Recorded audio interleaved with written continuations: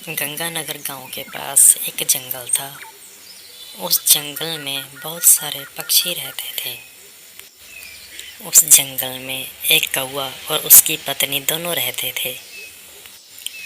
उनके घर के पास एक उल्लू का घर था और उस घर में उल्लू और उसके बच्चे रहते थे।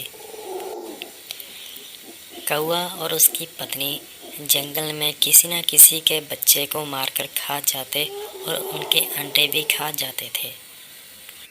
इसी कारण सभी पक्षी उनसे दूर रहते थे। कोई भी उनको मुंह नहीं लगाता था।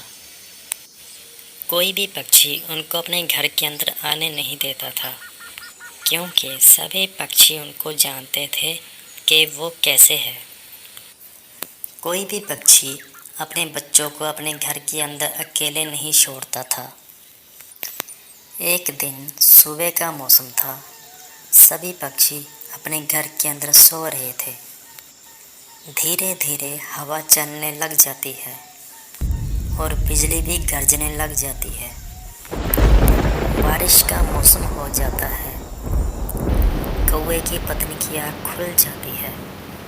वे जब बाहर देखती है और देखती है कि बहुत तेज बरखा लग रही है, वह कौवे को उठाती है और बोलती है, अरे सुनिए जी, देखिए ना, बाहर बारिश लग रही है और छत से भी पानी टपक रहा है। कौवा जाग जाता है और बोलता है, अरे भाई, ये तो सच में बारिश लग रही है। अब हम क्या करें? हमारा घर तो बहुत ही ज़्यादा कमज़ोर है। कौवा और उसकी पत्नी दोनों डर जाते हैं, क्योंकि उनका घर काफ़ी कमज़ोर था। कौवे की पत्नी कौवे से बोलती है, सुनिए जी, साथ में उल्लू चाचा का घर है। क्या मैं उनसे पूछ के आऊं कि हमें अपने घर के अंदर रहने दे सकते हैं? क्योंकि हमारा घर बहुत ही ज़्यादा कमज़ोर है।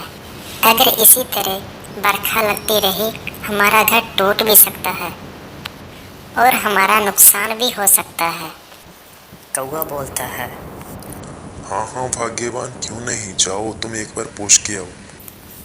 कौवे की पत्नी उल्लू के घर की ओर चली जाती है और वे उल्लू के घर के बाहर पहुंच जाती है।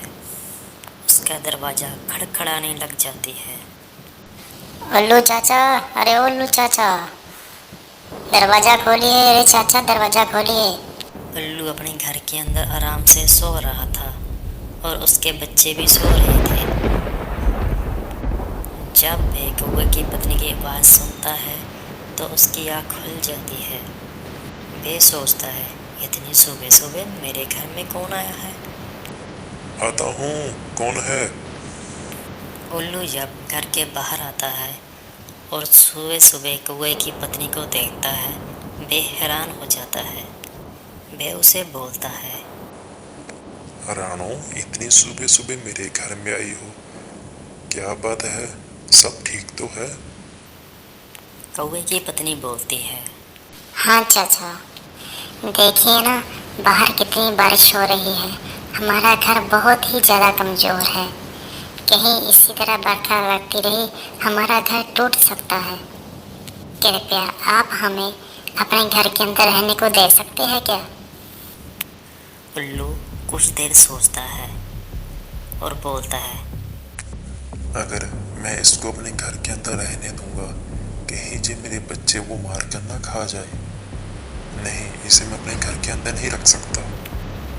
उल्लू से बोलता है, देखो रानो, मेरे घर के अंदर मैं और मेरे बच्चे रहते हैं और हमारे घर के अंदर भी जगह बहुत कम है, इसलिए मैं तुम्हें अपने घर के अंदर रहने को नहीं दे सकता। कृपया मुझे माफ़ कर दो। अगर मैं तुमको अपने घर के अंदर रहने दूंगा तो क्या पता तुम्हारे और तुम्हारे पति के वजन से मेरा घर टूट भी सकता है, इसलिए मैं तुमको अपने घर के अंदर नहीं रख सकता। कृपया मुझे माफ़ कर दो। उल्लू इस तरह बोल के कौवे की पत्नी से अपना पीछा छुड़वा लेता है। कौवे की पत्नी सोचती है, अब मैं कहाँ जाऊँ? वे कहती है, यहीं पास में जंगल में चिड़िया का घर है।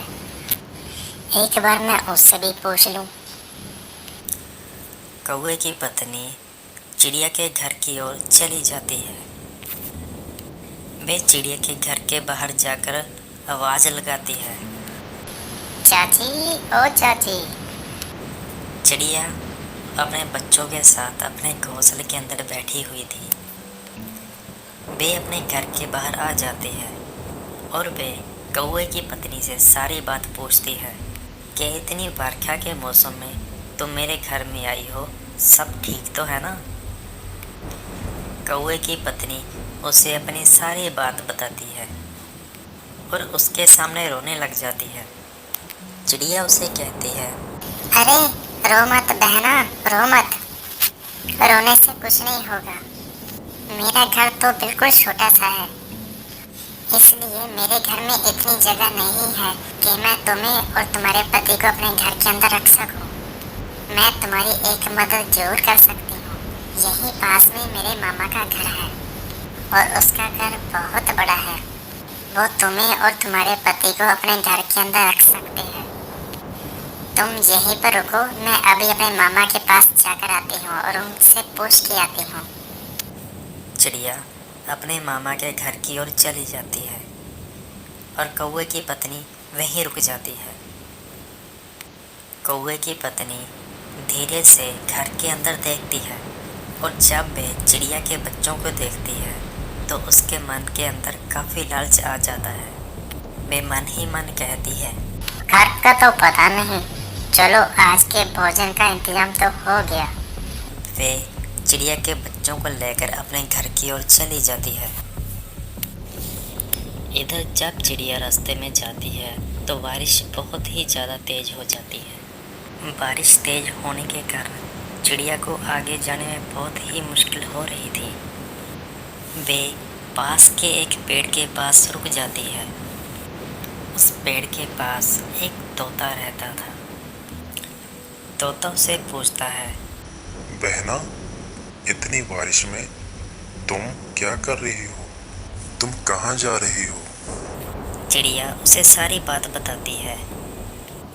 जब तोते को कौवे की पत्नी के बारे में पता चलता है तो वे चिड़िया से कहता है, बहना, क्या तुम्हें पता है इस जंगल में एक कौवा और उसकी पत्नी रहते हैं और वे किसी न किसी के बच्चों को मारकर खा जाते हैं।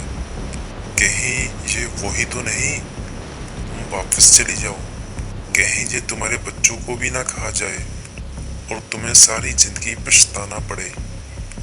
चिड़िया जब ये बात सुनती है तो वे बहुत ही डर जाती है और वे वापस अपने घर की ओर चली जाती है।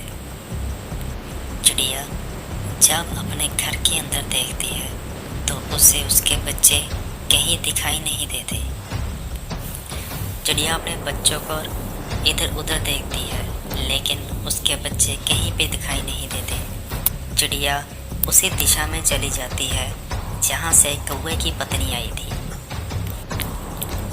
जाते जाते उसे रास्ते में एक और तोता मिलता है। चिड़िया उसके पास रुक जाती है और उससे पूछती है, भैया, जहाँ से किसी कौवे को जाते देखा है? तोता बोलता है, हाँ देखा है। उस कौवे ने किसी के बच्चे उठाए हुए थे। भैया, क्या तुम्हें पता है वो कहाँ रहते हैं? तोता चिड़िया को कौवे के घर का पता बता देता है। चिड़िया उनके घर की ओर चली जाती है और वे जब कौवे के घर के अंदर देखती है तो कौवे की पत्नी और कौवा उसके बच्चों को खा रहे थे। चिड़िया जब अपने बच्चों को मरा हुआ देखती है और वे जोर जोर से रोने लग जाती है।